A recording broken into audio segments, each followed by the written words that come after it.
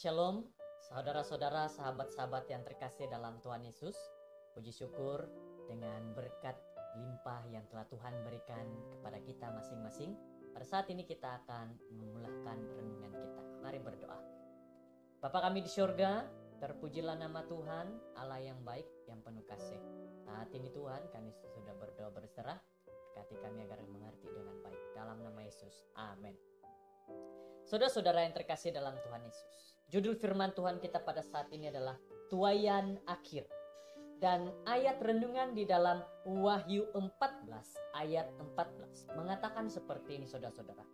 Dan aku melihat sesungguhnya ada suatu awan putih, di atas awan itu duduk seorang seperti anak manusia dengan sebuah mahkota emas di atas kepalanya dan sebilah sabit tajam di tangannya. Saudara-saudara yang terkasih, Yohanes memulahkan bukunya dengan memberitahu kita bahwa semuanya adalah mengenai inilah Wahyu Yesus Kristus. Wahyu 1 ayat 1. Dalam permulaan kitab Wahyu sudah mengatakan bahwa inilah Wahyu Yesus Kristus. Yang berarti saudara-saudara adalah inilah firman Tuhan yang datang bagi kepada manusia. Kita harus mempelajari, kita harus mengerti dengan pimpinan dan tuntunan daripada firman, daripada Roh Kudus Tuhan. Jangan dengan pengertian kita sendiri, jangan dengan keinginan kita sendiri, tetapi berdoa dan minta agar inilah firman Tuhan Yesus Kristus itu kita mengerti dengan baik, saudara-saudara. Mari kita teruskan. Wahyu tentang anak Tuhan ini telah muncul sejak waktu dia mula-mula menulis buku hingga sekarang. Pendedahan penuh dan akhir tentang Yesus adalah apabila dia akan datang di awan-awan di langit. Apabila Yesus datang, semua orang didedahkan. Saudara-saudara, serigala berpakaian domba akan didedahkan. Orang-orang benar yang telah dianiaya sebagai penyesat dilihat sebagai orang-orang yang setia.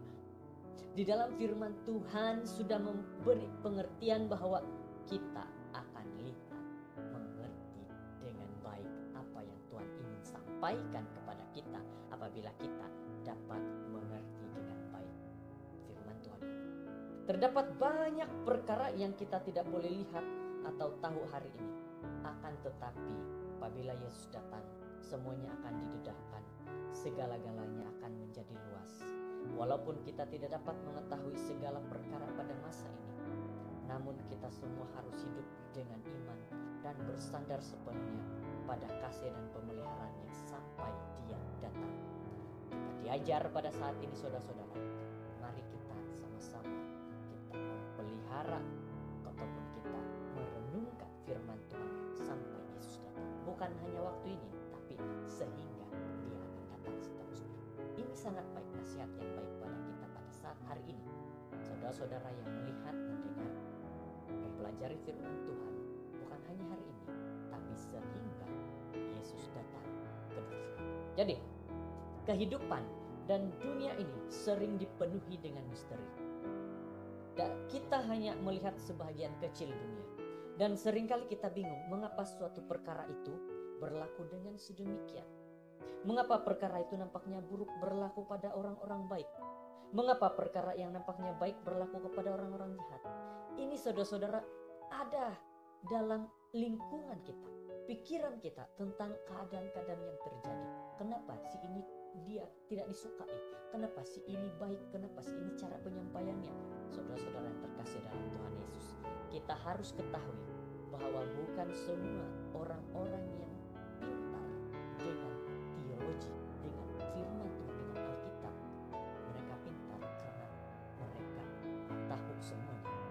Tapi mereka pintar terkadang dengan keinginan mereka, sehingga mereka membuat sehingga mereka mengeluarkan ide-ide pendapat sendiri tanpa bimbingan daripada Tuhan.